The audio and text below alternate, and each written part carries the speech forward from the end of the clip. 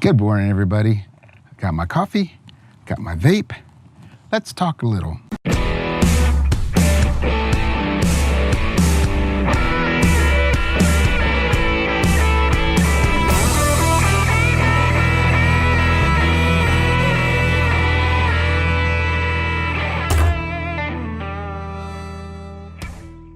So this is take 3 today. My GoPro overheated 3 times. My phone's acting up. This is my second cup of coffee. I'm having to do it later in the day. The sun's up a little higher, which has got me squinting, a little harsher light. But you know what? We're gonna do this. I did my little ranting. I did my little this is effed up. I searched on Google. I cussed GoPro. And now it's time to move forward. So let's take a sip. So none of that is the subject for today. Subject for today is social skills. I've talked quite a bit about different aspects that all depend very heavily on social skills. That is something that not everybody has. There's some misnomers with it. There is the idea that you're pretty much born with your social skills. And that's as far as you can go. If you're shy, you're always going to be shy. If you're outgoing, you're always going to be outgoing. Well, I am living proof that that's not true. Social skills are actually skills, as they said. And skills can be developed. Bad habits can be replaced. I was a hot mess when I was younger. As most of you know who've been following me or listened to maybe 2 or 3 of my videos, I've had really, really strong social phobias. I am an extrovert and an introvert. If you're familiar with the idea of personality types, I have all the personality types, strong, which they say is a mental condition. And I agree, I am crazy, but that's okay because it works for me. But when I was little, I was very, very shy unless I was comfortable with you. And when I was comfortable with you, I was boisterous and loud and annoying. So there was a point in my life where I realized that I needed to change some things because they were keeping me from being comfortable with relating to other people. And I did notice that there were times when my extrovert side was out, that I enjoyed people, I was funny, I was comfortable talking and telling jokes and all kinds of things. But when I wasn't, it was just a light switch flipped. And I wanted to try to flip that light switch on and figure out how to do that. So one of the things I had to do, which is very important, is learn to smile. Because I used to have this really dead eyes, dead face, no smile. Unless, like I said, I was comfortable and I was having fun, then my whole face lit up. So what I actually had to do is I had to train myself to smile. And I did that by just looking in the mirror and looking at myself in the eyes, which was very difficult to do. And just smile and try to get the expression where I had emotion in my eyes, and I had basically the face that somebody would be comfortable and would want to actually talk to and to be around. Now, I didn't create that face, I just found it. It was one I already had. That smile was something I already had. But I figured out how I could trigger it. And I formed a habit of using it and being comfortable with it. I say I formed a habit. I may have actually replaced bad habits. So that was the first thing. And that kind of led me to realize that to be comfortable around other people, I needed to be comfortable with myself. And with my phobias, I had that little voice. If you don't know what that little voice is, you need to read Little Voice Mastery. And I'll put a link to that in the description. I've talked about it quite a few times, and on one of these days, we're going to talk about it in depth. But it's that little voice that just told you, I don't have a little voice.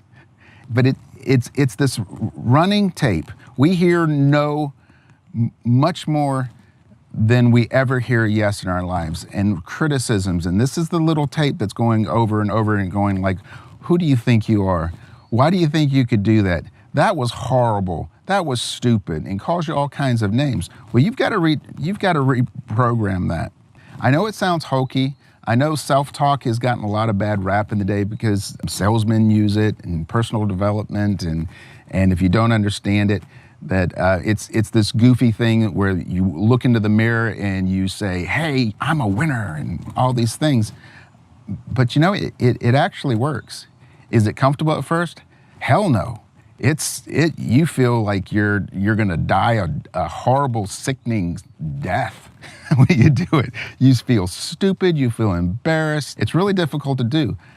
But you know what? Nobody has to know you're doing it. You do it in your own mirror. And that's kind of what I did, is I realized that I had to love myself, really. I had to be comfortable. I had to love myself. So I practiced looking at myself in the mirror, in the eyes, and smiling at myself and telling myself basically that I loved myself. I love me. I loved Phil. That was hard to do, but a lot of practice. And then as I passed mirrors in my house, I would make a point of looking myself in the eye and smiling at myself. That may sound a little egotistical, but I wasn't doing it because of that, because just the opposite. I wasn't looking at myself. I did not want to look at myself in the mirror. I didn't want to see myself. But I made a point of that, and that did two things. It did help me to be comfortable in my own skin, but it also built a habit of when I see somebody, I just automatically smile. That's my habit. And when you smile to people, when people see your smile coming at them, it just sets them at ease. We have this human trait of assessing new situations to figure out if we need to go into fight or flight, if it's a dangerous situation, if it's comfortable, if it's safe, all those kind of things. So a smile just disarms people. So that would be the first thing that I did, was that I learned to smile. The next thing is I learned to say hi. It seems very simple, but that is huge for social skills. That is really, really, really huge. I practice, first of all, in a mall, and I practiced walking past people and first just looking at people's eyes. Didn't start conversations, didn't even look at them, but for the split second. But I started with that. Now, not everybody has to start there. Like I said, I had very strong social phobia, so this was very difficult for me. So I would look people in the eye, and then I would smile at them. And then I would hold their gaze, especially if they smiled back. And then I actually got to the point where if somebody looked away and didn't smile at me, I kept looking at them, not in a creepy way, but I just looked at them just long enough. There's that little happy medium between really wanting to smile at you and creepy. And I found that happy medium, I hope. But anyway, I'd smile at people, and the first response is to look away, unless you're training yourself not to, or and training, I say training could be deliberate, but it could also be unconscious. It could be something that you've developed over the years. Or even in childhood. But if you haven't developed that, then your first thought is to look away, because it's dangerous to look somebody in the eye. They may think that you're challenging them. You don't want to draw attention to yourself, all those kinds of things. So they would look away.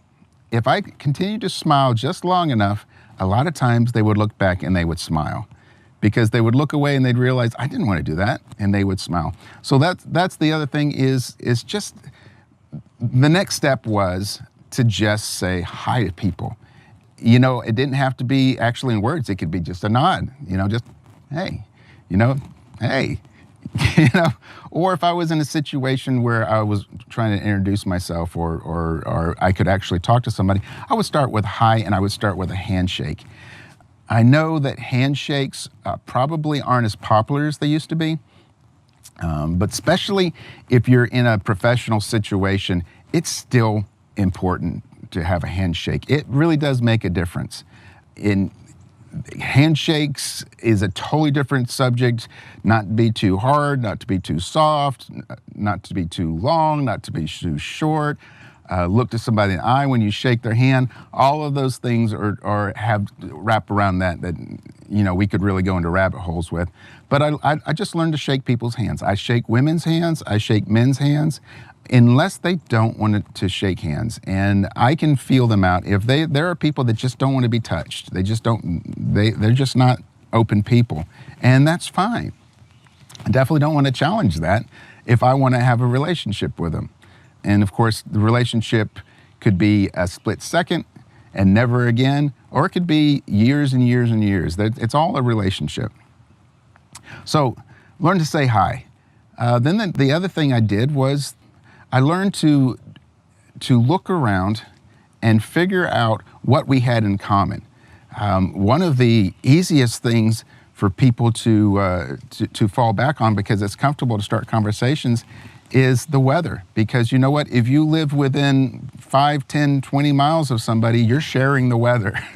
So that's something that's shared that you can both relate to. So I started looking for other things. I'm at a yard sale, it's a beautiful day. I say, man, it's a great day for a yard sale. Or, man, it's hot.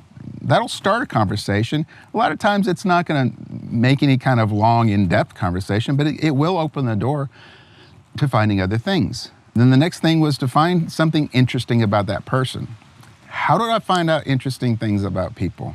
Well, that comes to the next thing that I learned, is to ask questions. Again, not creepy. Don't bombard them with a whole bunch of questions. Don't get too personal, at least not right away. Just simple questions. There's some basic ones that I start with. One of them, the big one, is, what do you do for a living? So what do you do? Everybody answers that question. Even if they're not doing anything, they're in between jobs or what have you. They still are. We associate ourselves with what we do. Another topic. Let me take a second and take another sip.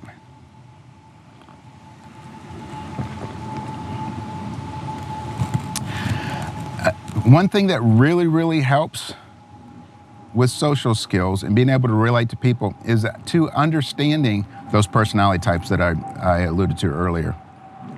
There is a really good book called Personality Plus. Let me get the author's name for you.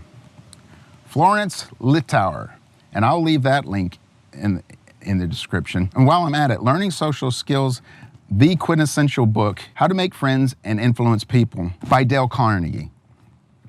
That changed my life. I would recommend, if I couldn't give you any other gift in the whole world and we were meeting for just 1 second and you asked, what can I do that's going to help me the most in life, is to read that book and then reread it and then reread it. It's probably out, I'm quite sure it's out in the audio book form, but that is a great book. So getting back to personality types, there are all kinds of different systems. There's the DISC, there's relating personality types to colors, and they all kind of boil down to the fact that there is 4 personality types. I'm not gonna get too far into that again. There's a lot of things I'm not getting too far into with this because I'm trying to make it short so my GoPro doesn't overheat again. But we'll discuss it at another time. But personality types, if you can figure out what your personality type is and then be able to be familiar enough to be able to read what somebody else's personality types are, you can pretty much know what their strengths are socially, what their weaknesses are gonna be, how your personality type works with this particular personality types, and the things that you need to adjust. And that really helps a lot to be really strong at your social skills. So Phil, why would I need social skills? Really, I mean, do I really need this? No, you don't need it. Unless you want to be happy in life with other people and comfortable with other people.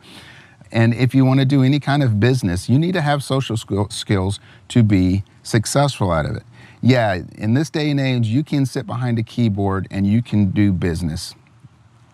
But you can only get to a certain level doing that. You have to build a relationship with somebody. If you are successful enough doing that so your business grows to a point where you need employees, you're going to have social skills more than anything. Working with people and being a leader, you need to have very strong social skills to be successful at it.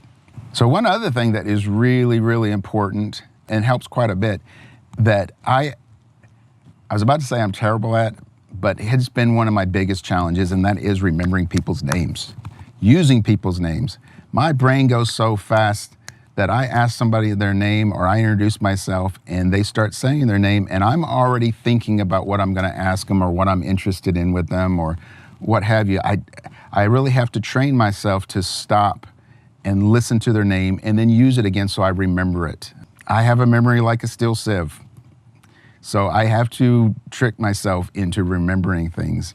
I'm not the only person that does that because there's all kinds of books and videos on how to remember people's names and how to remember things.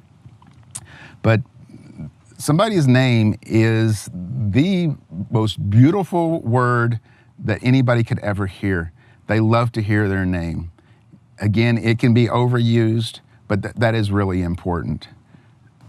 People love for somebody to be interested in them. We just don't get that. They're not used to people asking questions and being really interested in them. So when you ask those questions, listen.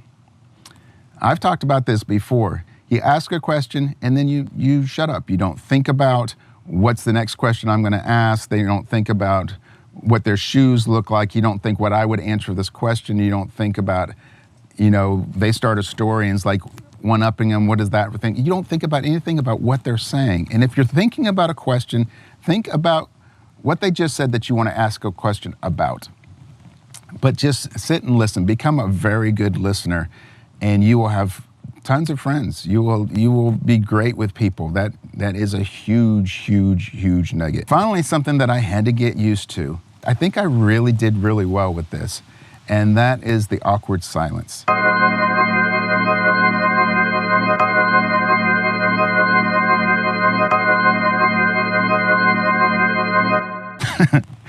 Is silence at all. I mean, I used to think that I took too much responsibility for conversations. I felt like if there was any silence, I had to fill it.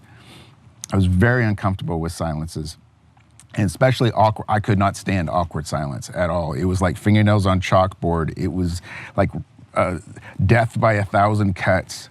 But I got used to it. I realized that one thing, silence is important to a conversation. And sometimes you don't always have to talk. And if you leave that space, then you leave space for the other person to talk. And that's important because that leads to other questions, that leads to finding things you're in common with, finding things that you can be interested about. You have to remember that the other person feels just as awkward as you do with that silence. So that kind of brings a little bit of comfort, realizing that it's not just me. They're not thinking, aha, I got this person. And in negotiation and certain things like that, that silence is very, very useful. So on that note, let's take another sip. Okay, I hope the GoPro made it through this. So comment, let me know what kind of things have you done to learn how to be socially proficient? What kind of things would you suggest to other people? I definitely don't have the only way. I just know what was worked for me, and it may not even be the best way, but it's what I have done, so that's what I know. But everybody's different. Everybody has different techniques. That's a blessing in the world, is we all have different ways that we see things and we figure things out. So I would love, as always, leave in the comment. If you have any questions about this, feel free to contact me. I would love to discuss it with you. You can find my information here on my YouTube channel. You can message me on Facebook or on Instagram, and I believe I have my email address in there too. And let's chat about it. That has been a fast coffee. Not for me. It's been a long day already. So if you like this video, please hit the like button. Comment and subscribe and share with your friends if you feel like this could help them. I would really appreciate it. Hit the ringy dingy thing. That's going to let you know next time I make a video so that you don't miss any. And as always, no matter what tune that life plays you, always find your groove. Thanks for hanging out with me. Thanks for having coffee. I'll see you next time.